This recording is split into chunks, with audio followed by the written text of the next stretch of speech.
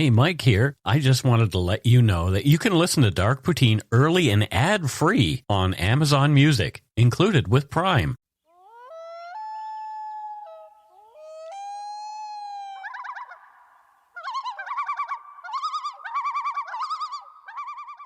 Welcome back to Dark Poutine. I am Mike Brown. Across the table from me, as per usual, is Matthew Stockton. Say hello, Matthew. Hello, Mike. How are things this week? Very good. It's sunny and it's a long weekend. It is May 2-4. May 2-4. Right? Not that that really means anything to us because we don't party anymore, but whatever. It's Queen Victoria's birthday. It is. The views, information, and opinions expressed during the Dark Poutine podcast are solely those of the producer and do not necessarily represent those of Curious Cast, its affiliate, Global News, nor their parent company, Chorus Entertainment. Dark Poutine is not for the faint of heart or squeamish. Our content is often intense and some listeners may find it disturbing. We are not experts on the topics we present, nor are we journalists. We are ordinary Canadian schmucks chatting about crime and the dark side of history. Let's get to it. Put on your toque, grab yourself a double-double and a Nanaimo bar. It's time to scarf down some Dark Poutine. Terms and conditions may apply. Oh, dear. I don't know what those are, though. We'll have to make some up. Yeah, let's do that for next week.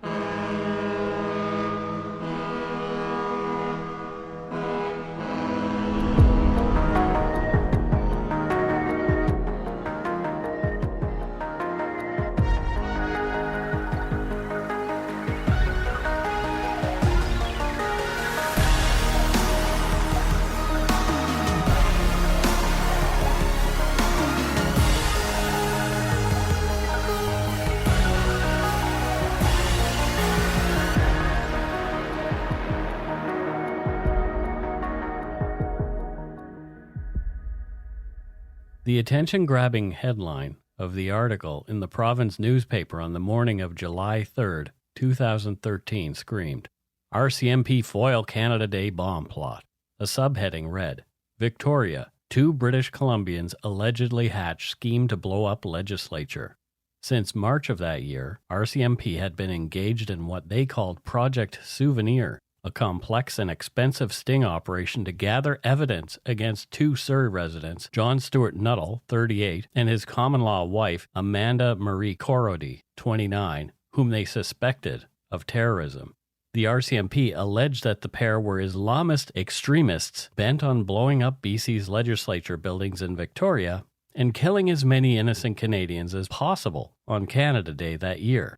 On the morning of July 1st, the couple had apparently placed 3 pressure cooker bombs strategically near concrete planters on the west and east sides of the provincial legislature buildings.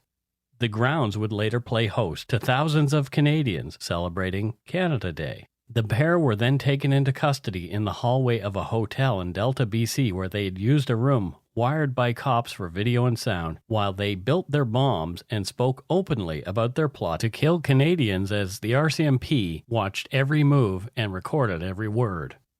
But as the truth came out, evidence revealed that Nuttall and Korody were not even remotely the devious threats to national security they'd been said to have been, and the RCMP had in fact, according to court findings, entrapped the pair. The bombs had been inert, made using intentionally flawed designs and materials handed to the couple by the RCMP themselves during the more than $1 million operation to bust them.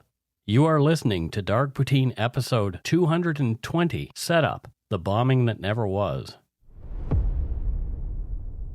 The news and circumstances of the arrests of Nuttall and Korody, of course, made a big splash here in British Columbia and nationally. The Premier of BC at the time, Christy Clark, took to the front steps of the legislature for a dramatic news conference on July 2nd, 2013. Premier Clark said, quote, "Yes, we will be vigilant, but instead of letting fear grip us, we will go to work today in this legislature. We cannot let this change us. We cannot let this event change who we are now and how we use our public space. This building belongs to the people of British Columbia. We will not let suspicion darken our hearts. Instead, we will remain open-hearted, depending on one another, trusting each other. And we will not be seized by anger. Instead, we will continue to look toward the future of this great province with open hearts and with optimism." End quote. RCMP spokesperson, Assistant Commissioner Wayne Rideout, gave a statement on the events as printed in the Times Colonist paper and here summarized. Rideout said that the pair who'd been arrested wanted to, quote, "create maximum impact and harm to Canadian citizens at the BC legislature on a national holiday. They took steps to educate themselves and produced explosive devices designed to cause injury and death. The suspects were committed to acts of violence and discussed a wide variety of targets and techniques." Rideout went on to reassure everyone, quote, "These devices were completely under our control. They were inert and at no time represented a threat to public safety." End quote. Also from the Times Colonist, RCMP Assistant Commissioner James Malizia said the alleged terrorists were, quote, "inspired by Al-Qaeda ideology and were, quote, self-radicalized violence, although there is no indication they received any support from any international terrorist organizations." He goes on to say, "Our investigation demonstrated that this was a domestic threat without international linkages." End quote. Right away, for many British Columbians, came shock and horror. Canada Day, a national holiday, has historically been a time for Canadians to celebrate our nationhood, problematic as it is, warts and all. According to the Times Colonist newspaper on July 1st, 2013, quote, "More than 40,000 people crowded into Victoria's Inner Harbour on Canada Day, many of them attending a concert on the legislature lawn, close to where the bombs had been planted. The thoughts that someone had been plotting to kill Canadians, many of whom might have been children, on that day in particular, was a horrific notion. It had only been a few months since the bombings at the Boston Marathon of April 15, 2013, by the Tsarnaev brothers, Tamerlane and Dzhokhar. The images of the dead and injured in that event were still and fresh in everybody's minds. The Canadian couple of now alleged Islamic bombers became targets of online vitriol and violent rage across social media platforms. Kelly, a commenter on a news organization's Facebook post about the arrests, wrote, "Wow, glad they caught them." Below that, in a comment with 5 likes, a Facebook user named Tom wrote simply, "Hang them, period." Further down, the same user, Tom, wrote, "What would be better would be to put them in a room and detonate their devices. If they live, hang them." End quote. The digital lynch mob comes out. Yeah, well, always. Yeah. You know, this is why I am so glad that there is an actual legal system. Yeah. And not just, oh, okay, so this guy on Facebook with 5 likes said to blow them up or hang them. Let's do that. It's, yeah. Giving me a little bit of hope for humanity, the most liked comment on the article was by a user named Nikki. She wrote, "There aren't enough ways to say thank you to all of our integrated national security team for keeping us safe. Even more reason why Canada is one of the best countries in the world to live. So very proud, even more so than yesterday, to be Canadian." End quote. You know, Mike, I lived in London through a number of terrorist attacks. I think I told you this story before, right? 7/7, the 7th of July, 2005, the London bombings.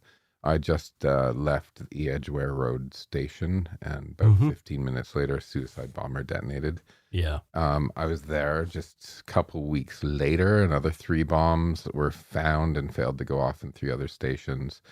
I was there when a car bomb was discovered in front of a nightclub called Tiger. When Lee Rigby was murdered. You might not know the story. I don't know that one. Who's Lee Rigby? So he was a drummer, and he was returning to Army barracks, and he was murdered by a terrorist. Oh, my. Yeah. And I was there when another car bomb was discovered and made... I don't know how you detonate in North Greenwich. So they disarmed the bomb. Yeah, disarmed. Yeah. And, you know, you got to remember, this isn't the country I lived in. This was the city I lived in. Right. Like the train stations I went to, the neighborhoods I visited. In fact, one of the reasons why, not the only reason, but one of the reasons why Justin and I moved back to Canada was that London, as he puts it, was getting too, quote, bomby and stabby. Oh, yeah. So we came here for a bit of peace. So, you know, while I'm inevitably going to be critical of some of the mistakes that were made in this case, on the specifics of this case. Yeah. I think the security services have a really hard job, and we do look to them to keep us safe. And they've thwarted a lot of potential attacks. And having lived through those terrorist attacks, I understand that and appreciate the work. Some people were initially upset and puzzled that Canada Day celebrations had gone forward in Victoria on July 1st as planned. But as the news broke, it was clear that there had not been any real danger to the public at any time. Undercover police operators had been involved with the plan since its inception, from a CBC News article on July 2nd, 2013. Quote, Federal Public Safety Minister Vic Taves said the arrests were the result of close work between police and security agencies. The investigation, dubbed Project Souvenir, was launched in February 2013 and coordinated by the RCMP-led Integrated National Security Enforcement Teams, which include investigators from the Canadian Security Intelligence Service, CSIS, and Canada Border Services Agency, CBSA. The success of this operation was due to the close collaboration of our security and law enforcement agencies, including CSIS, said Taves in Ottawa on July 2, 2013. I would like to applaud the RCMP-led Integrated National Security Enforcement Teams, known as INSET, and all of the partners for their outstanding work on this investigation. End quote.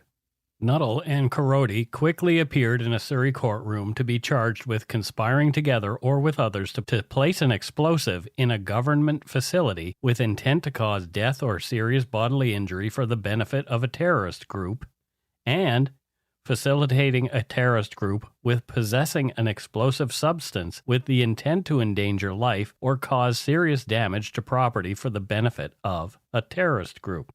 Nuttall and Korody were described by CBC reporter Steve Luss.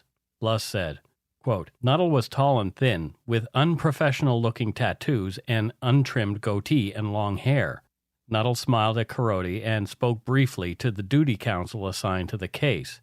Luss said that Korody had unkempt hair and bit her lips while her eyes darted around the courtroom. She repeatedly tried to make contact with Nuttall during the brief court appearance. End quote.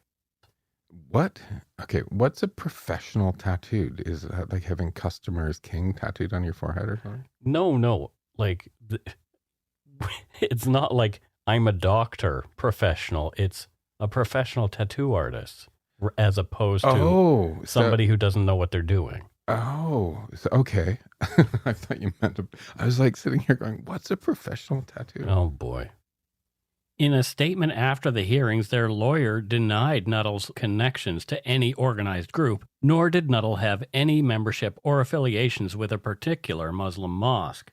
News began to trickle out about the accused couple painting an odd, disorganized picture of them, and that they were not exactly buttoned-down, single-minded jihadist terrorists. Instead, it appeared to some that the couple were struggling from mental health problems as well as issues with drug addiction, and all that comes with that. However, the news organizations did their thing. If it bleeds, it leads. And the couple's trial by media began. The focus was on the alleged guilt of the pair, not what might have led them to do what they had, which would be of extreme importance later. When I came back to Canada, the one thing I noticed was that Canadian media is way less sort of investigative, if you will, or sharp than like in the UK or other places. Yeah. They seemed to me, like when I got here, it felt like they were, okay, we got the press release, now we're going to read it. Yeah, that's pretty much it. Or they jump on the bandwagon. There is some really good investigative journalism there are, but done.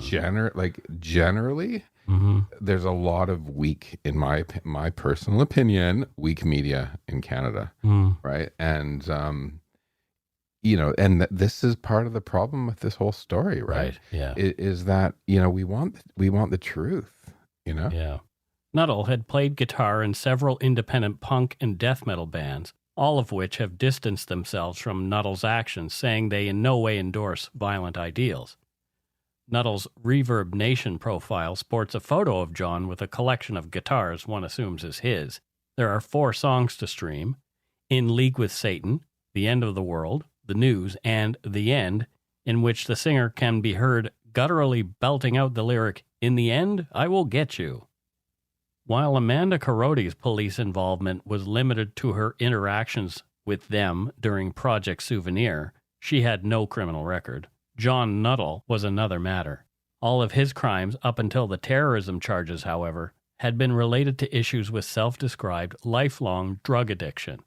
From court documents, quote, police database queries indicated that Mr. Nuttall had a criminal record and had been the subject of numerous complaints and investigations. Mr. Nuttall's criminal record included a conviction in 1995 for carrying a concealed weapon, convictions in 96 for robbery, kidnapping, and aggravated assault, a conviction in 1997 for assault, a conviction in 2002 for assault, and a conviction in 2003 for robbery. Sounds like a real upstanding member of society. During the robbery for which Nuttall had been convicted in Victoria, John had hit a man over the head with a rock and then fled.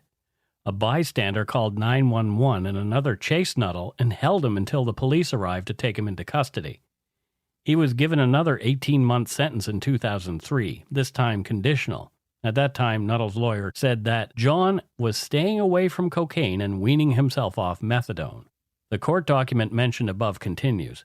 Mr. Nuttall had also been the subject of multiple entries in the RCMP's Prime database, including 2 different 2010 files in which witnesses had reported seeing Mr. Nuttall use physical violence against Ms. Korody, a 2001 report that Mr. Nuttall had vandalized a pharmacy after staff refused to fill his methadone prescription, and a 1995 report indicating that Mr. Nuttall was charged with attempted murder in relation to the collection of a drug debt. The databases indicated that Mr. Nuttall had medical and mental health issues as well as drug dependency.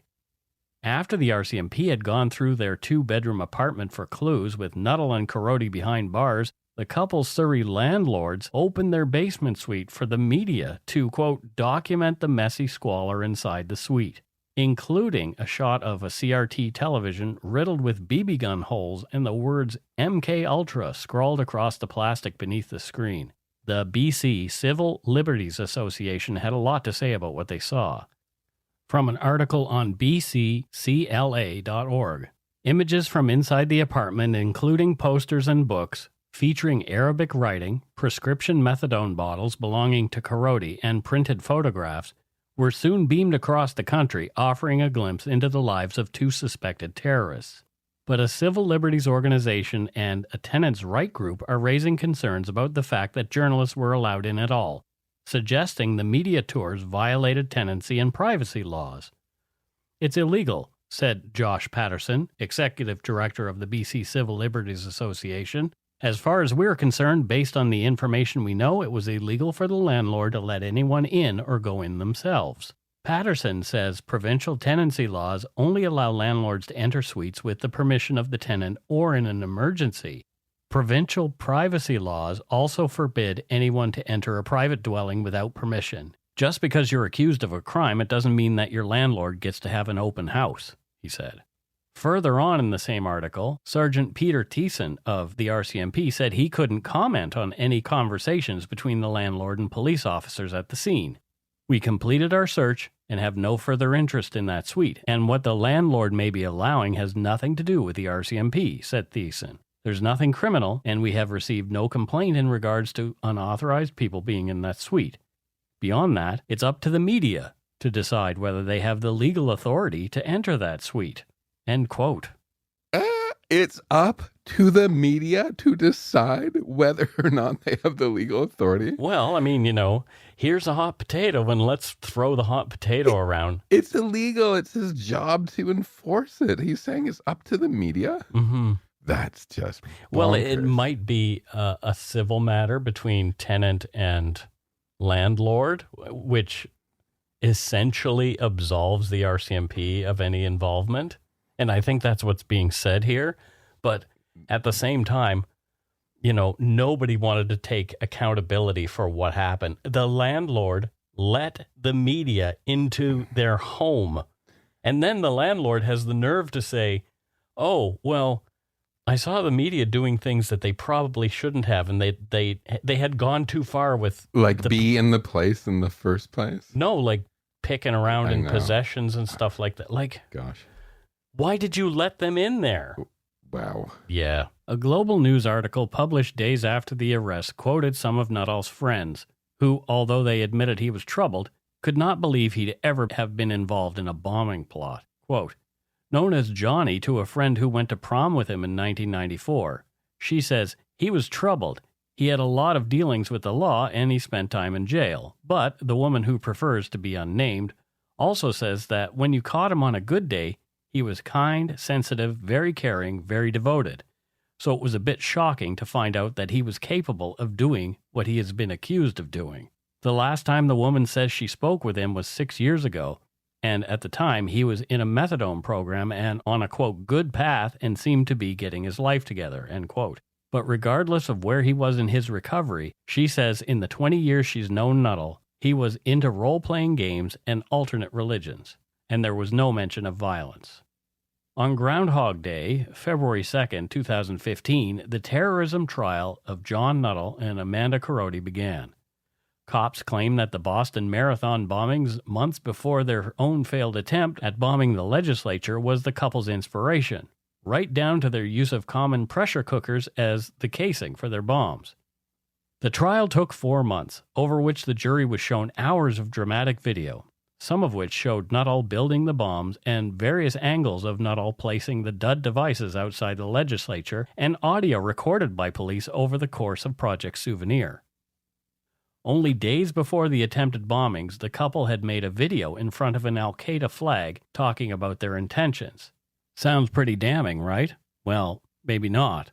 The problem is, they were directed to do the video by the undercover operator who was handling them. The RCMP directed the video, provided the Islamic flag, and the undercover operator ran the camera. The video had to be re-recorded several times because John Nuttall kept losing his place and didn't quite understand what he had to say, always looking to the undercover operator behind the camera for direction.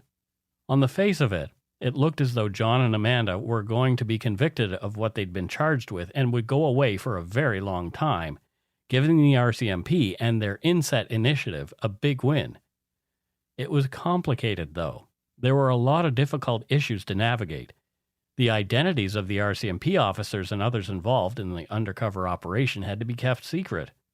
As well, there were issues with CSIS, Canada's top spy agency, who'd also been involved. CSIS didn't want their methods of operation to be exposed, citing national security reasons, but as their involvement had been integral to the operation, the courts determined that in the interest of a fair trial for Nuttall and Korody, the effort to keep these intelligence operations secret ultimately failed.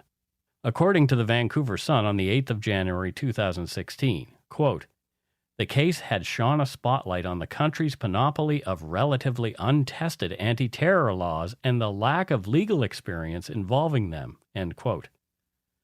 Vice magazine's Sarah Berman summed up the evidence she'd seen in the trial in her article titled, BC Terror Trial Reveals Gong Show RCMP Investigation. Quote, nearly 3 months into the terrorism trial, about 90 hours of covert police recordings have revealed two sides of the RCMP sting.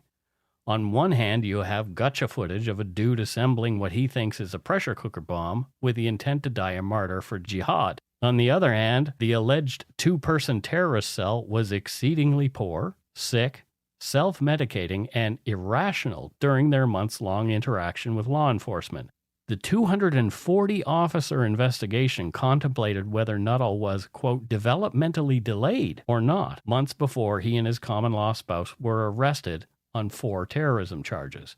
The impoverished Surrey couple's Rambo-inspired plans varied wildly from minute to minute as police provided groceries, bus tickets, many hotel rooms, clothes, cigarettes, and eventually the inert C4 explosives used inside the fake bombs. Both accused were on methadone and welfare at the time. Thanks to the addicts' wild imaginations, BC's Supreme Court has now heard enough chemtrail conspiracies and paintball gun punchlines. Nuttall thinks Michael Jackson was assassinated because he converted to Islam, for example. End quote. It took only 2 days of deliberation before the BC Supreme Court jury declared John Nuttall and Amanda Korody guilty of conspiring to commit murder and possessing explosives for a terrorist organization. lawyers for the couple set about appealing the decision on the grounds that they alleged Nuttall and Korody had been entrapped by the police. And we'll take a break right here. Hey, it's Kaylee Cuoco for Priceline. Ready to go to your happy place for a happy price? Well, why didn't you say so? Just download the Priceline app right now and save up to 60% on hotels. So whether it's Cousin Kevin's Kazoo Concert in Kansas City, go Kevin, or Becky's Bachelorette Bash in Bermuda, you never have to miss a trip ever again. So download the Priceline app today. Your savings are waiting. Go to your happy place for a happy price. Go to your happy price, Priceline. If you're looking for a smoking gun, I can absolutely guarantee you will not find it. In October 2001, a series of letters filled with a deadly powder called anthrax were dropped into the U.S. mail system. What started as an unprecedented case turned into an unsettling mystery. Who sent these deadly letters? And why? From Campside Media and Sony Music Entertainment, I'm Josh Dean, and this is Cover Up Season 4, The Anthrax Threat. Available now.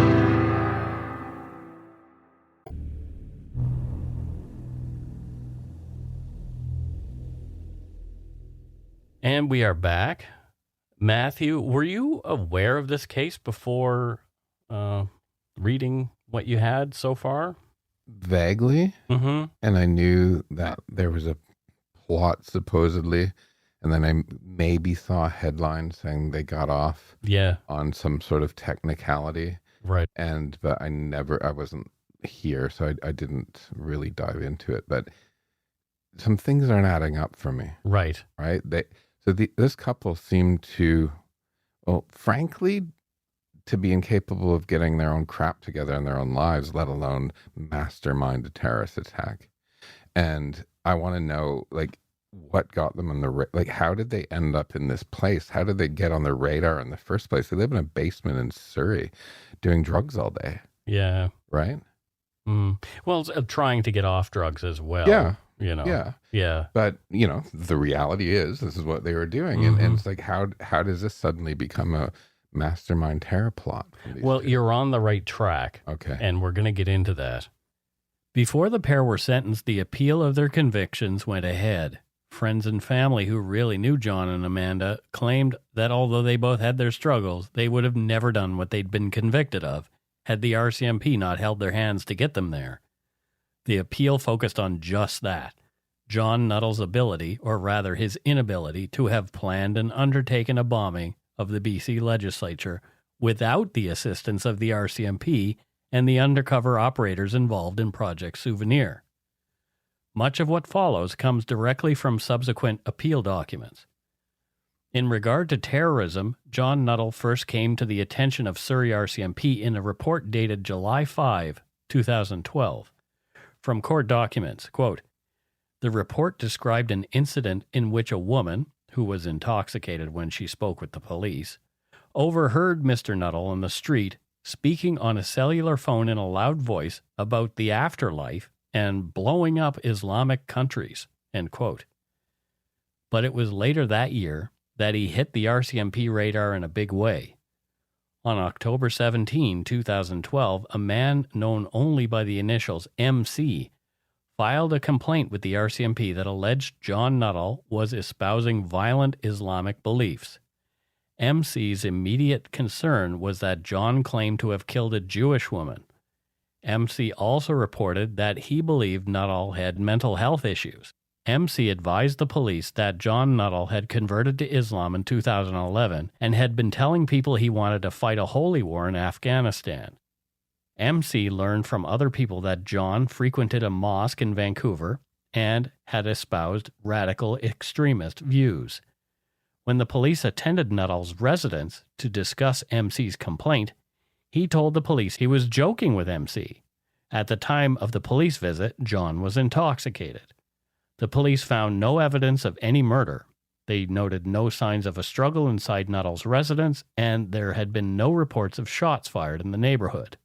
Joking about that sort of stuff really sort of turns my stomach. Yeah. Even if it was just a joke, it's just gross. Yeah. And this MC person was right to bring it to the authorities' attention. I think so too. If I hear somebody who says, I'm going to blow people up. I'm going to kill people. I have killed someone. Yeah, I'm probably going to have a conversation with someone in authority. Have a word saying, maybe you should check this guy out a little bit. Go have a look, yeah. After the police left John's apartment, MC called the RCMP again to report that Nuttall had left him messages calling him a traitor. He was careful to note that John had not threatened him. When the police returned to Nuttall's suite to question him about the call to MC, he was again intoxicated. Nuttall said he wanted to know why MC was calling the police and that it was MC who was the terrorist and wanted to do jihad. The police were sufficiently concerned about John's mental health to call Car 67 for an assessment. According to the BC RCMP's website, quote, Car 67 is a partnership between the Surrey RCMP and the Fraser Health Authority Mental Health and Addiction Services. A uniform RCMP member and a clinical nurse specializing in mental health work together respond to calls received involving emotional and mental health issues. The Car 67 team will drive in an unmarked police vehicle to enhance privacy of the individuals and families that they serve. End quote. The next day, a Car 67 officer and a psychiatric nurse attended Nuttall's residence. The nurse spoke with John, who by then was sober and calm, and concluded he was not suffering from a mental illness. The nurse also concluded Nuttall might be developmentally delayed because he spoke slowly and had difficulty understanding what the officer said to him. The MC complaint was flagged by the RCMP and eventually it reached the Integrated National Security Enforcement Team, EINSET, a division of the RCMP that deals with criminal activities that pose a risk to national security. On January 24, 2013, RCMP met with CSIS, who advised that John Nuttall might be a recent Muslim convert who was attempting to recruit others and might be capable of violence. CSIS disclosed that it was investigating Nuttall, but it did not disclose specifics about the type of techniques they were using. Nor did CSIS identify its source of intelligence on John Nuttall. John Stuart Nuttall was determined a, quote, threat to public safety, and the wheels were set in motion for Project Souvenir, an undercover operation involving, of course, a Mr. Big-like component in which undercover operators would supposedly surveil and become involved with Nuttall. You put that Mr. Big in there to poke me, the bear, didn't you? Yes. Because you know, and our listeners know my stance on Mr. Big, like operations. Mm-hmm. You know, undercover surveillance is very different to Mr. Big operations when they're getting involved. And, you know, I've constantly said that cases are going to be reversed because of this approach. Well, let's continue on and hear what we have to learn about this particular case. Okay. The RCMP surveillance of John Nuttall began on February 2nd, 2013, when two officers attended his basement suite in Surrey on the pretext of a domestic complaint in the neighborhood. The officers believed that Nuttall was high on marijuana and the basement suite had an overwhelming odor of weed. John acted nervously and referred to the officers as armed invaders. There were authentic-looking modified paintball guns hanging on the walls, a laptop was seen in the suite, and Islamic scripts and empty liquor bottles were visible to the officers. The officers noted that an elderly female resided with John and Amanda in their basement suite. The RCMP later learned that this elderly woman was Nuttall's grandmother. The purpose of the visit was to learn the identity of Nuttall's wife. She identified herself as Marie Korody, but had no identification. You know, that's the second time the term Islamic script has been mentioned. Yeah. And I find it interesting that nobody's saying what it said. They're talking about it's the font or, you know, the script, well, the alphabet, right? Mm-hmm. And it could have been a particular saying that they didn't want to repeat. Yeah, maybe it was. But you know, I was talking to a friend who's Muslim once, and he was saying that people seem to have this weird fear of our alphabet. Yeah. Like if you Google Arabic Coca-Cola can, it actually just looks really cool and it says enjoy Coca-Cola. But if you stuck that on a black flag and put it in front of your house, people would be calling the authorities or like egging your house or something. Yeah. Right? And my other question is, and I'm not sort of a professional linguist but shouldn't it be called Arabic script, not Islamic script? Yeah. Like, is the Roman alphabet script considered the Christian script? Yeah. I don't know. So, yeah, I'm just pointing this out because it's like,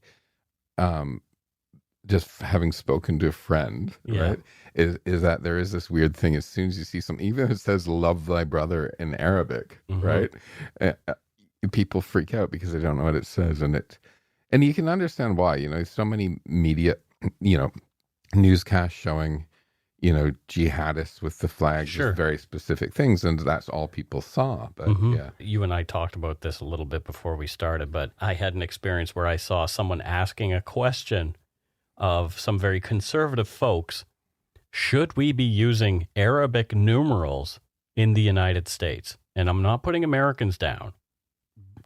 Don't get me wrong. It's not Americans in general. This was the story. Yeah. This was the story. It was a very conservative group that this person was asking. And without fail, all of them said, no, we shouldn't be using anything that has to do with Arabs. So but for those of you who don't know, number 1, 2, 3, 4, 5. Persian. It came out of Persia. Yeah.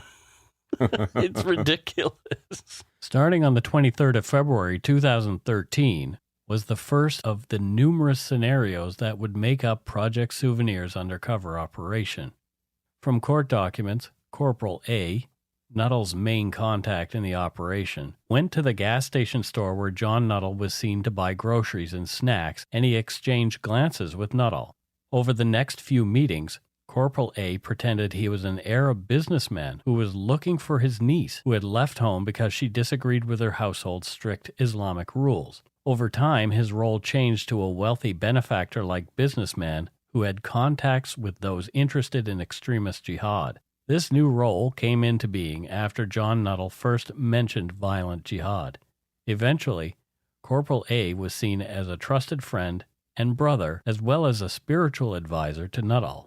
On March 3, 2013, during the third scenario, Corporal A met Marie Korody, who was wearing a niqab. Mr. Nuttall had very conservative views on women. In his view, they had to obey their husbands or be beaten.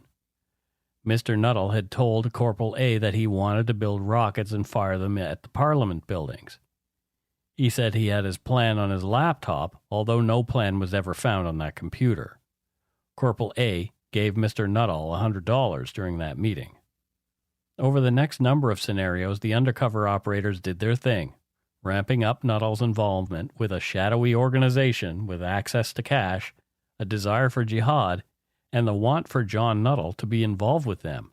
They provided John with cash, a burner phone, and gifts to perform different tasks for them, including delivering a package containing a USB device to a locker for $200. Nuttall didn't do himself any favors to steer police away from him. Among other things the RCMP gathered, Nuttall had showed Corporal A videos that inspired him to build the rockets. He told Corporal A that he was capable of building one. He showed Corporal A videos of Chechen men beheading Russian soldiers. He opened the anarchist cookbook on his computer, turned to the explosives recipes, and told Corporal A that he had tried to make napalm and that he wanted to make TNT. He told Corporal A that he did not download anything from extremist jihad websites while at home, but only did so using public Wi-Fi hotspots. John asked Corporal A if he could get him an invitation to a violent jihadist website. John mentioned to Corporal A that Amanda wished to attack a synagogue to kill Jewish children. Nuttall also expressed a desire to kill Canadian soldiers returning to a Esquimalt Navy base from Afghanistan. He suggested firing homemade rockets into the base. Nuttall told Corporal A he would do anything Corporal A wanted him to do related to violent jihad. Sure, there was always a lot of ranting by John, but never really a plan. The undercover operators wanted John to come up with a concrete idea, but it didn't seem to happen. On April 15, 2013, the day after the 8th scenario, the Tsarnaev brothers detonated pressure cooker bombs at the Boston Marathon. Corporal A called John to determine whether he had turned his mind to the bombing, but Nuttall made no reference to it. According to a W5 documentary, time and time again, the undercover operator asked John Nuttall what his plan was, becoming frustrated, and he began to push for one.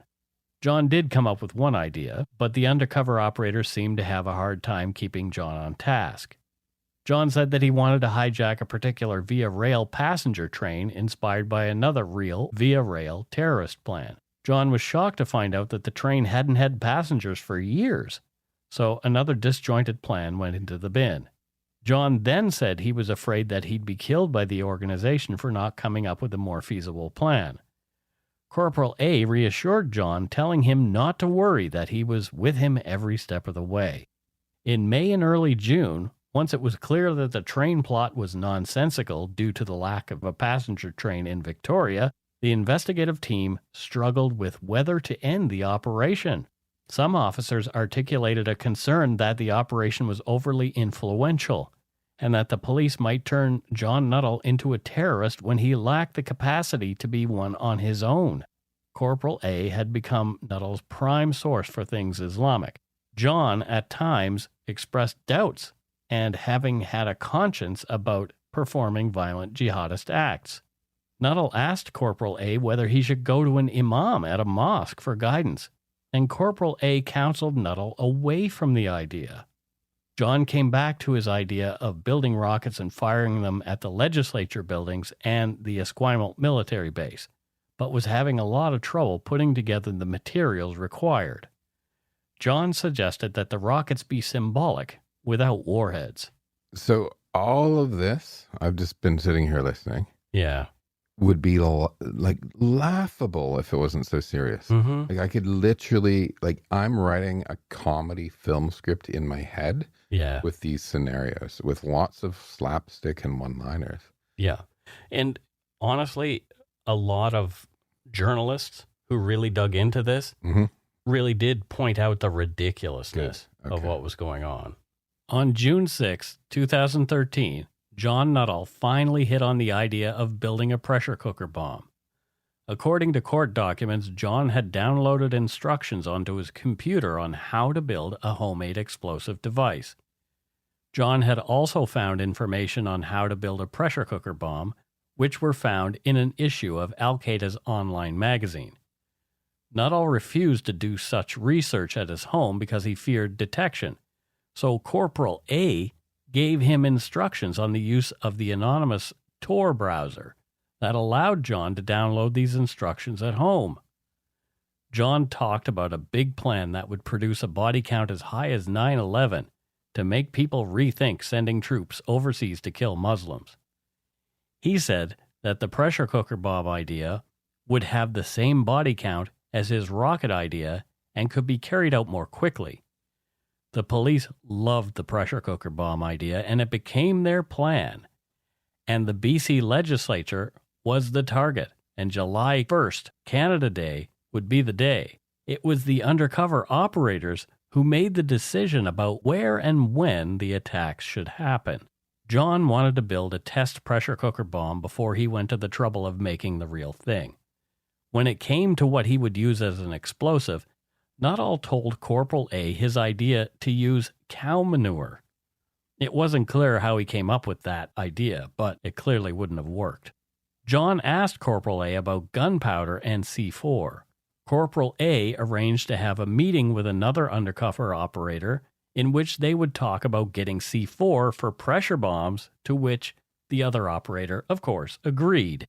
Corporal A took John and Amanda shopping to pick up the supplies they required to build the bombs. From court documents, quote, they went to Save On Foods where Mr. Nuttall bought batteries. They went to Walmart where Mr. Nuttall bought a pressure cooker. They went to other stores without buying anything. They made purchases at Value Village. At London Drugs, they took passport photos and bought another pressure cooker. At Home Depot, Mr. Nuttall bought nails, nuts, and bolts, and other material for his pressure cooker bombs. Corporal A then took the couple to a safe house, a motel outside the city where they would build the bombs. John and Amanda had expressed concerns about what would happen to their pet cat after they went through with the plot. Again from court documents, quote, the next day on June 27, 2013, the group went shopping again to pick up prescription methadone from Ms. Korody. and to buy the outstanding items on the shopping list, such as bleach, sponges, gloves, and alarm clocks. Throughout their shopping trip, Corporal A had to repeatedly redirect the couple to what they still needed from their list. At one point, Mr. Nuttall returned from a store without purchasing nails, though buying nails was the reason that he had entered the store. Mr. Nuttall and Ms. Korody again expressed concern that they had spent all of their rent money and said that they did not even have enough left to buy coffee and that they did not want to live on the street. Corporal A told Mr. Nuttall that there would be work for them after the plot was executed and that they would not have to live on the street. End quote. The police watched John and Amanda bumbling through the job of constructing the bombs, as their motel room was of course wired for audio and video. Corporal A made the arrangements for travel on the ferry to transport Amanda and John to Victoria on June 30th for their operation on the morning of July 1st. From court documents, on July 1st, 2013, quote, John woke Amanda up at 3 a.m., saying, "Wake up for jihad." He took some of their methadone and saved some for after the explosions. John told Amanda not to say anything to police if they were apprehended. He said that everything was falling into place. They left the room at 4 a.m. to meet Corporal A. When he got in the car, John reiterated he was not going to kill any children, and Corporal A agreed. Corporal A gave the couple more instructions about waiting for him to pick them up in the van after they placed the bombs. En route, Nuttall said he wanted to go over the pressure cookers, but Corporal A said not to worry about them. End quote. When they had parked, Corporal A uncovered the pressure cookers to show the couple the C4. He asked if they still wanted to plant the devices, and Nuttall said he did not want to hear that question again. Corporal A drove around the grounds of the Parliament buildings once and asked John if he believed there was enough C4 in the devices. John said he didn't know, that Corporal A was the expert. Nuttall expressed concern about traces of their DNA being left in the vehicle that Corporal A was driving, and he mentioned an idea he'd already expressed, that of wanting to blow the van up with the C4 inside. Corporal A said no, that they had to stick with the pressure cooker plan. Corporal A let the couple out of the van, John with his 2 pressure cookers and Amanda with her 1, and the pair set off to place the bombs and planters around the legislature, spots, of course, predetermined by the police so they could be watching. All the while, from multiple vantage points, RCMP were recording audio and video. There never was any real danger to the public at all during the operation. John and Amanda hopped back into the van and were driven by Corporal A back to the BC Ferry Terminal and to the Motel Safe House in Delta. There, the couple watched TV for news of the detonation of the bombs. When they didn't see any mention of the bombing, John said he felt the government might be suppressing the news of the attacks. From court documents, at 11:45 a.m., Corporal A called and Mr. Nuttall told him the bombs had not gone off. Corporal A said that they would get a flight and be out of the country before 3 p.m. When he got off the phone, Mr. Nuttall was angry and said the pressure cookers had worked before he had handed them off. So Corporal A must have done something to them. Ms. Korody agreed. As they packed, Mr. Nuttall prayed that the devices would still detonate, but not when children were around. Corporal A called back and told them to leave everything in the motel room except the clothes they were wearing, and that they were to be transported to an airport. When they stepped into the hallway at 1:50 p.m., they were arrested, and the operation concluded. End quote. The appeal judge pored over the evidence and concluded that the conduct of the police in this case was so egregious that the only conclusion that could be drawn was that they manufactured the crime and therefore entrapped the defendants, and this amounted to an abusive process. Justice Catherine Bruce continued with her analysis and found that, point 1, this was a case of truly manufactured crime by the RCMP and not a case where the police simply instigated, originated, or brought about the offense. 2, the police focused their investigation on 2 people who held terrorist beliefs but no apparent capacity or means to plan, act, and carry through with their religiously motivated objectives. 3, the police counseled, directed, urged, and instructed and molded them into people who, with significant and continuous supervision and direction by the police, ultimately played a role in the terrorist offense. 4. While Mr. Nuttall first identified the pressure cooker as an explosive device, he wanted to use it as a tester, and the closest he got to an explosive device on his own was to talk about using cow manure. Police seized on the pressure cooker idea, and it became their plan. The police had to provide the explosive substance. The police had to take the defendants shopping and give continuous instructions and direction until they bought what they needed to make the bombs. The police constructed the device and left the gluing of the nails and construction of the timers to the defendants. The police had to arrange for location for the defendants to work on the devices and provide constant supervision and direction. The police had to ensure the defendants received their daily methadone prescription. The police chose the date for the explosion. The police made all the arrangements for the accommodation and traveled to Victoria. The police chose where the devices would be planted.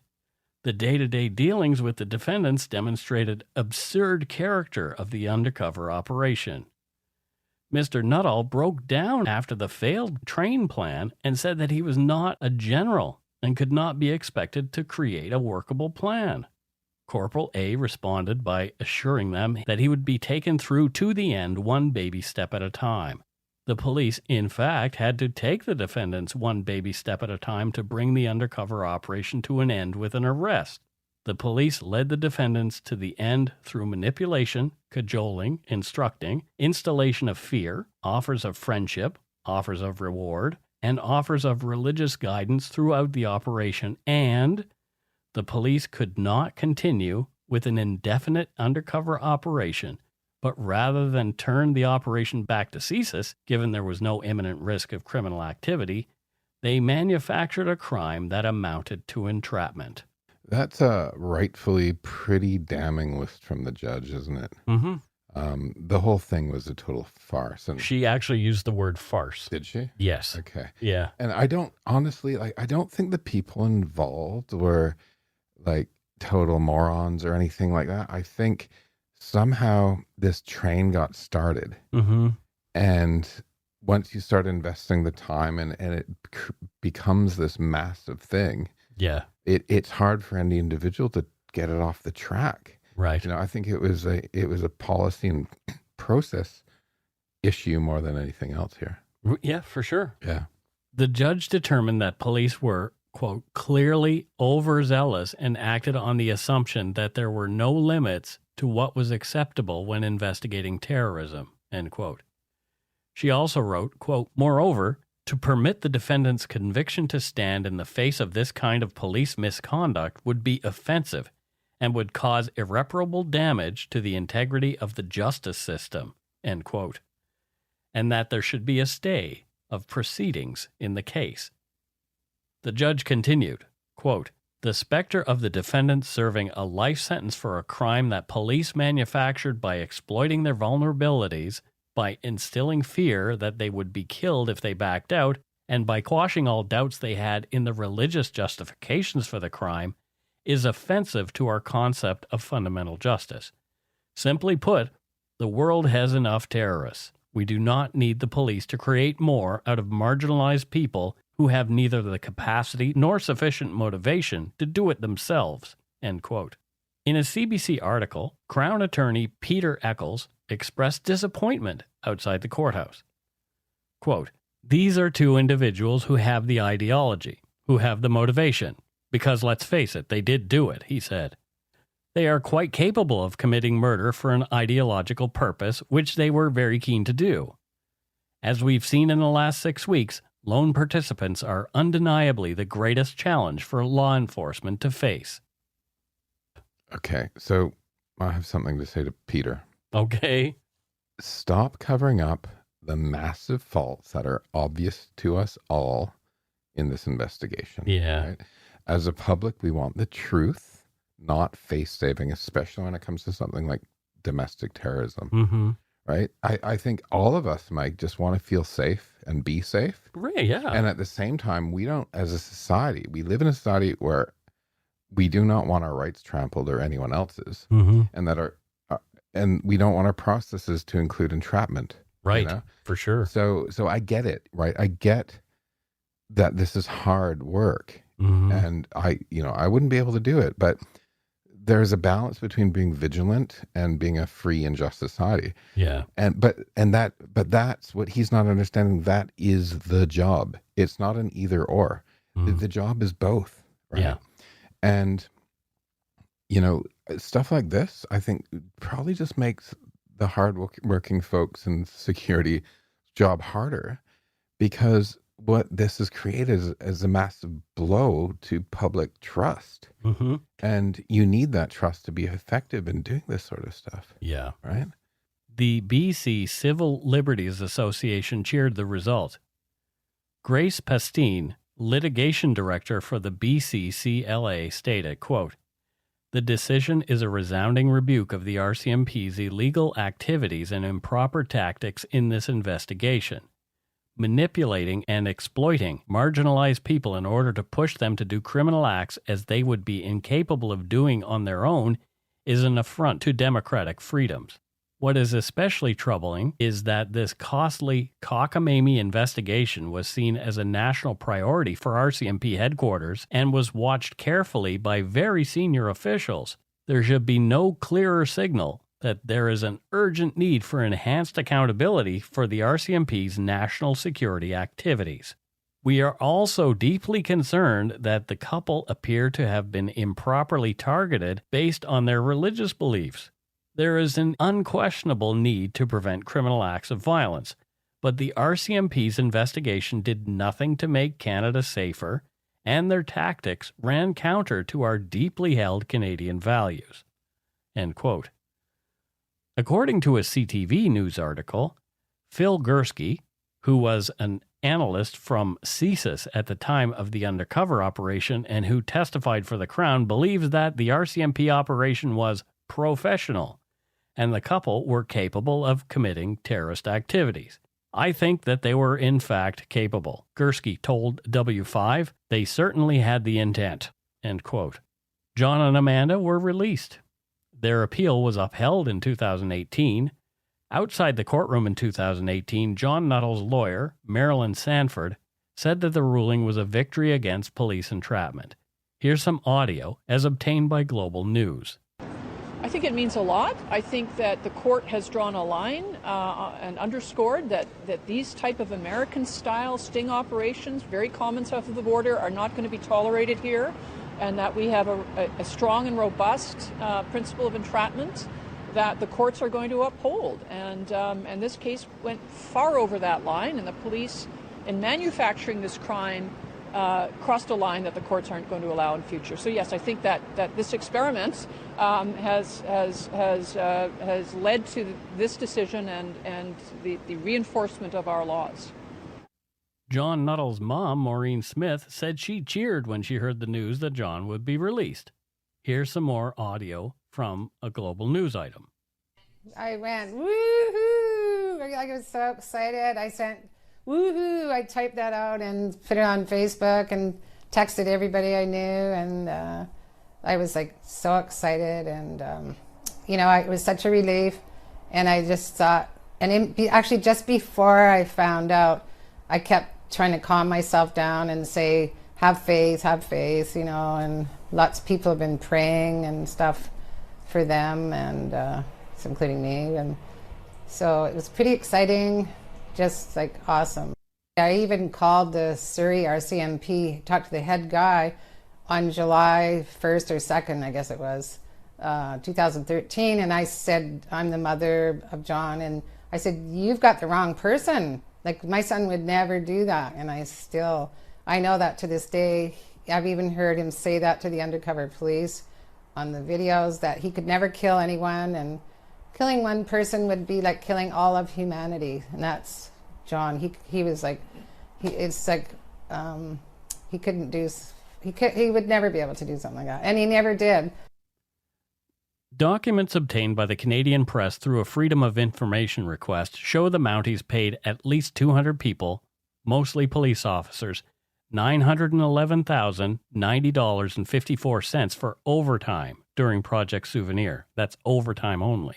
According to an article on Global News, quote, the bulk of the project's overtime expenses $519,039.55 went to 100 constables involved in the case, while 30 corporals were paid $128,369.76, and 24 sergeants received $69,494.65. Records show the Vancouver Police Department was given $92,397, though it's unclear how that money was divided. The overall cost of the operation was not provided. Without a breakdown of the number of work hours and officer ranks, it's difficult to estimate the overall cost, given that the enumeration ranges from a starting salary of $48,000 a year for constables and $107,000 for staff sergeants and beyond. The numbers don't include the cost of court time either, which sources told Global News works out to be about $5,000 a day.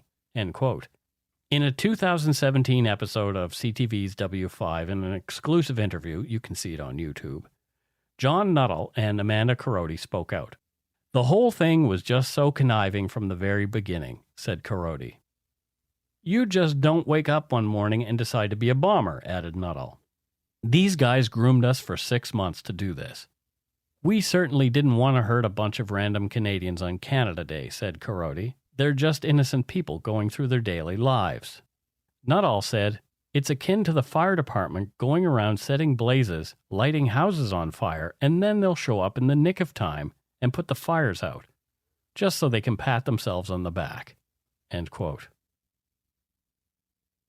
I don't want to hear very much from them, but what should have happened would be, the police shouldn't have just walked away, obviously, but they should have put them on a watch list. Yeah, surveil them. A watch list, surveillance, keep an eye on, check them, right? Yeah. The time and the expense placed on this was such a waste. It was ridiculous. And I fear the public is saying, because this is what I said, I'm like, is this the best you could do? Mm-hmm. Right? And I actually, this sort of story makes me feel less safe, not more safe. Right. Because I just think, wow, they're just going after people that would never have been able to pull this off. Yeah, they're focusing their resources in the wrong direction, clearly. Yeah, yeah. And there are probably people who this type of operation, the person would have had a good plan.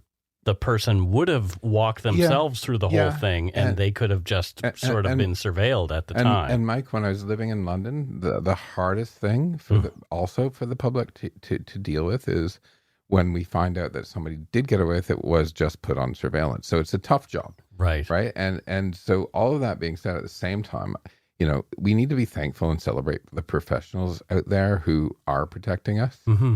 Have you heard of the 2006 Ontario terrorism plot? Yep. Right. If anyone just Google that, that was referred to in a lot of the notes that I read about this particular case. So there were references to it. So that's big and scary, and they're great people doing a great job. And I think, like I said already, I think nobody went in with the wrong intention here. Mm-hmm. And at the same time, this was kind of at the height of lots of terrorist acts. Yeah. And there was probably a big public outcry of do something and fear. Mm-hmm. Right. And that would have been so strong for me, being one of these investigators. Yeah. To keep it going. Right. So I just think, honestly, there's some hard lessons to be learned. And I think it's just a track that people couldn't get off of. Mm-hmm. Yeah. And that is it for Dark Poutine episode 220, Set Up, the bombing that never was. That's right. It's time for voicemails. You can leave us a message at 1-877-327-5786 or 1-877-DARK-PTN. We'd love to hear from you. Let's see who called us this week. Oh, Matthew, I guess it's time for us to listen to people tell us stories on our voicemail machine. So let's listen to the first one. Let's crank it up. Hi, we're calling from a wedding. First-time callers, long-time listeners. I'm with the bride. My name's Chanel, and this is Brianna. Brianna from Buena Vista. You did a shout-out to me. I forget the episode 180-something, but you guys are so awesome, and we both really enjoy listening to you. Keep up the good work. We're real good eggs, and we're having a real good time at my matrimony tonight, baby. Bye.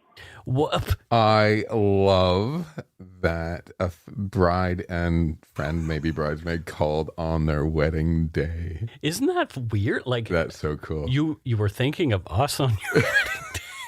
Well, there's the highest chance of the person that's going to murder you is the one that you're married to. Oh dear. We Maybe she was thinking about that. Oh no! But we're hoping that isn't the case. In I'm sure it's not. Oh my goodness gracious! That's fantastic. I want people to call us like on their graduation or on their Canadian citizenship swearing in ceremony or something. Yeah, like whenever you think of dark poutine, just give us a call. Except when you're on the crapper, because you're supposed to be doing it in your hat. Oh dear. Well, hopefully people aren't doing it in their hat. Let's listen to a third voicemail. Looks like it might be another one from Nova Scotia, which I'm okay with. Hi, Matthew and Mike. This is Megan Curley. I'm from Nova Scotia. I'm in the Yumber Yard. I just want to say hello and that you guys are awesome and to go shit in your hat. Always wanted to say that. Anyways, just keep doing what you're doing. I just listened to the first UFO episode, and it's freaking awesome. I love it. I actually think that we've been visited. Yep. Think I'm crazy. It's all right. Anyways, have an awesome day. Love yous. Bye. Well, thank you. Another Nova Scotian Yumber Yarder calling us up. Much appreciated. Fantastic. Yeah. Lots of people have listened to the UFO episodes and love them, but then some have come at us over it. So, well, we got to do some fun ones every once in a while. Here's the thing. Matthew and I, we've talked about this a number of times on the show, and we'll talk about it again. I cannot do true crime. I cannot talk about murder week in and week out. Every single time. Because it hurts my head. It hurts my heart. And I feel like I honestly wake up thinking about some of these awful cases. Yeah. And so UFOs, I'm not waking up thinking about UFOs. Well, not yet. That might happen. I don't know. Maybe I'll write about some UFOs in my next book. Could happen, Maybe.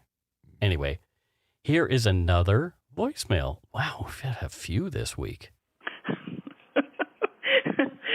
Okay.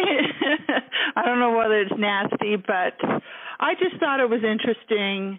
I was listening to one of your podcasts, obviously, about Brock Graham from Victoria and being a police officer in RCMP, and the possibility of him getting out very soon is very high.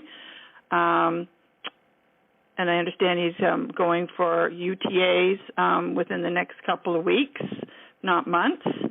And now I hear these are Canadian inmates who've served life sentence, if not more, are going to be getting loads and loads of taxpayers' money because they are crying that they had to be in solitary confinement for any length of time. And our government, Correctional Canada, is actually going to be paying them thousands of dollars. And here are the victims out here living day to day as best as they can under the circumstances, this COVID and everything else. I just don't understand the system. And I hope to God that someone, besides myself, being a victim of crimes, that it could be broadcast, and someone needs to be listening. Seriously. How are they entitled to that money? That should be going to the victims. Thank you. I agree with you 100%. Yeah, it's weird. It's like there's some stuff going on. You'll have to Google that, folks, to get into it a little deeper. But yeah, Brock Graham shouldn't be getting out of jail anytime soon, but it's looking like that might happen. That's such a shame. Mm-hmm. So anyway, it's really interesting, like the parole board and all that kind of stuff. I think they have a mandate to release so many people a year. It's like why would you get a mandate like that? I don't know. We have numbers that we have to meet because it costs money to keep a prisoner in jail. Oh. Yeah. So, yeah. Well, I could think of cutting other things. Yep, right to your MP. That I'd be happy to have cut in order to keep people who should be in jail. So a great idea would be to go to the Canada.ca site, the Government of Canada site. Find your MP. Find your MP and write him a note and say, find your MP and write him or her a note. Find your MP and write them a note. Yeah. And send them a message about asking why on earth people who have had a life sentence and have done such horrible things are getting out. Why is this happening? I do that.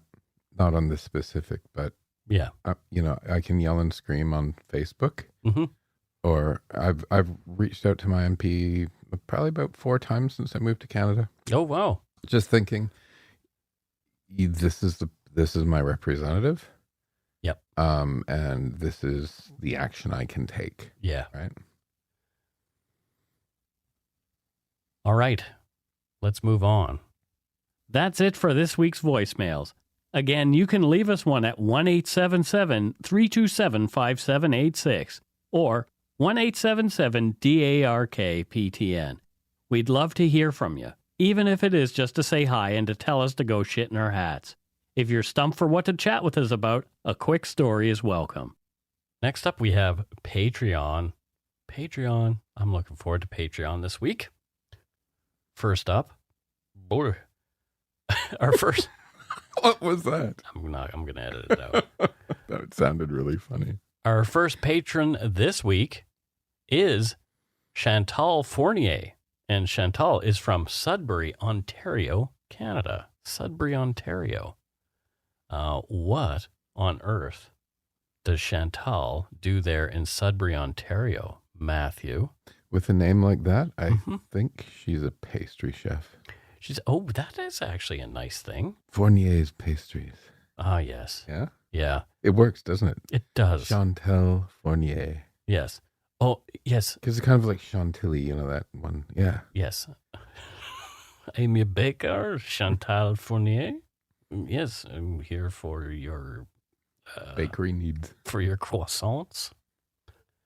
Next we have Reese Gray. And I don't know where Reese is from, and I'm hoping Reese is an alien, because last name Gray could be a gray alien. Not to insult you, but perhaps it's an alias. I don't know.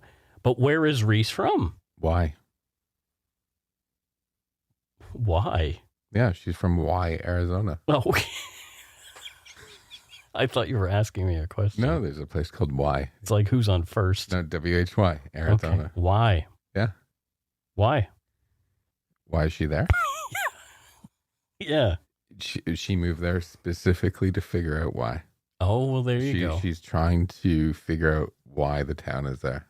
Wow. Yeah, so she's kind of an archaeologist in that way. Mm-hmm. Yeah. Well, there you go. That's kind of cool, actually. It has 115 people. Wow. Yep. 115 whole individuals in Y. Next up, we have Catherine Collette. And Catherine doesn't say where she's from, and she's opted out of receiving benefits by mail, which is fine. And what on earth does where on earth is Catherine Collette from? Why not? Oh, that sounds like a Nova Scotia last name. There's a lot of why nots in Nova Scotia. Why not Mississippi? Why not Mississippi? Yep. Okay. Why not? What does she do and why not? I think she is actually colluding with our Patreon from Y. So why and why not? Yeah. Okay. Yeah. So they just ask each other those questions over again. Well, over again. I think she in Why Not. She's trying to give people good reasons why they should not be doing some things. Okay, but maybe she is the answer to why. Why not? These two cities should be twinned. Why and why not? Yeah. Why? Why not? But why? Well, thank you, Catherine. Oh dear, oh dear. Next, we have from Niagara Falls, Ontario, Tammy Boucher. Tammy Boucher. Niagara Falls. I love Niagara Falls. I love to go to the falls and listen because it drowns out my tinnitus in my ears. Oh, you should live on the water. I should live on the water and listen to the falls because I can't hear my tinnitus when I'm there. So it's really kind of nice. But okay, what does Tammy Boucher do there in Niagara Falls? You know those beds that vibrate when you put a quarter into them? Yes. She fixes them. She's a vibrating bed repair person. Yep. Oh, well, there you go. The only one I've ever seen is in Niagara Falls. Did you see it in real life in Niagara When I was Falls? a kid in the 70s. Did you use it, you and your brother? Of course. You lay there and go, Of course you did. Of course you did. Why did they make those? It's for the sex. Really? Yeah, it's for sexy time. My mom told me it was for a massage. And I was like, this doesn't make my back feel any better. No, but it's for sexy time. Anyway. That's just lazy. Yep, exactly. You'll figure it out. You'll get there, Matthew.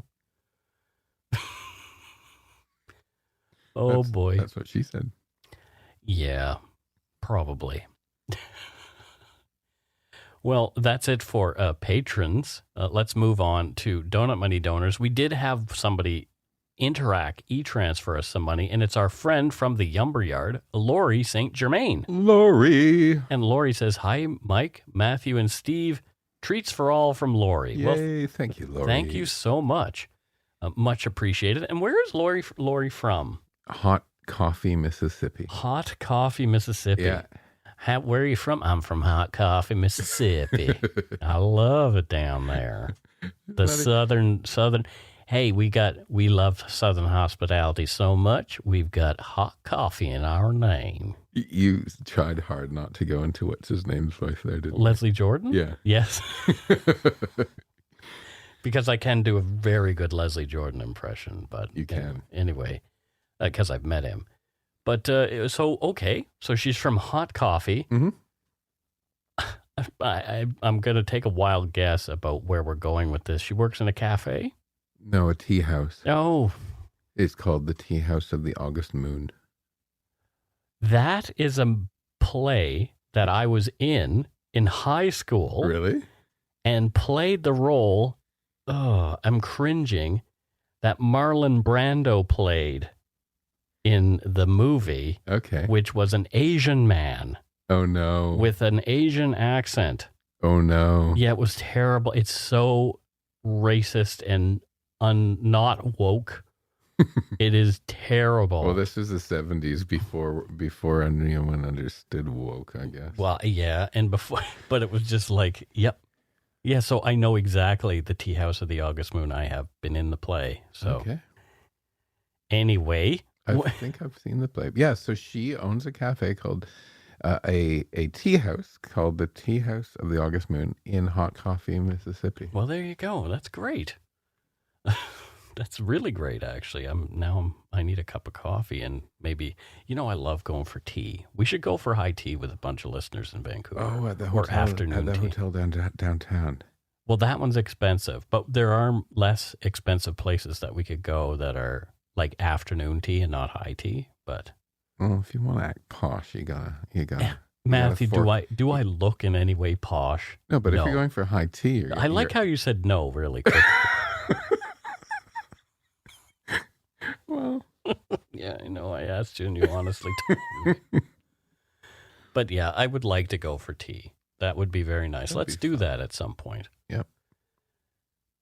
Next, from our PayPal Donut Money donors, we have another Yumberyarder, Patricia Debkowski. Hello, Patricia. And I don't know where Patricia's from. I really don't. She's in a town of 900 people called Rough and Ready, California. Rough and Ready, California. Yeah. Wow. She owns a silk shop. A silk shop?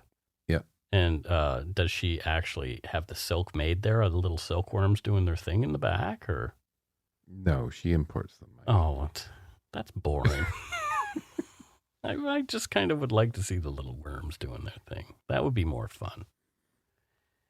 Anyway, thank you, patrons and Donut Money donors.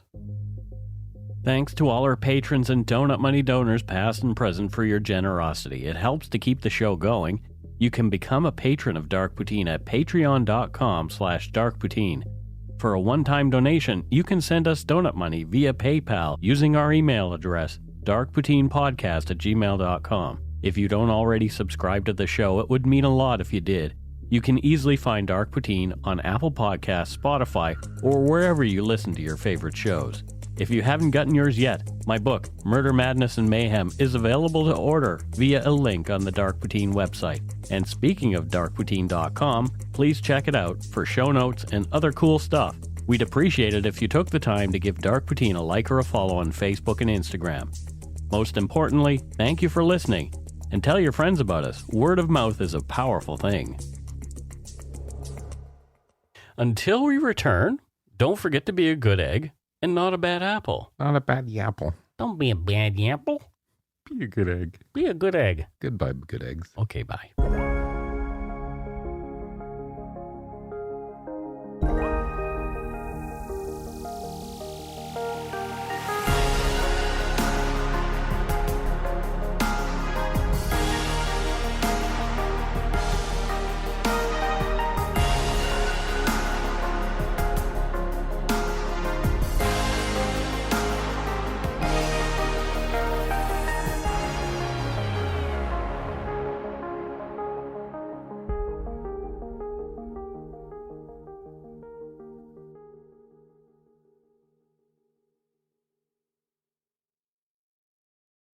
Hi, it's Shauna, and I might be a bad parent because my kids think French fries are vegetables. Hey, it's Ryan, and I might be a bad parent because I went out for wings when my wife was in the hospital after giving birth. Johnny here. I might be a bad parent because in my house, the tooth fairy gives pocket change. But we're not alone. Len emailed us and said his 6-year-old daughter's Tarzan moment going from love seat to lazy boy by curtains made him more proud than any dance recital. And Andy left his 2-year-old at the rink. All right, guys, I'm sure we're not alone. Like Andy's kid. For stories and confessions like this, make sure you check out our podcast. It's called Bad Parents, and it's available wherever you get your podcasts. I left a glove at the rink.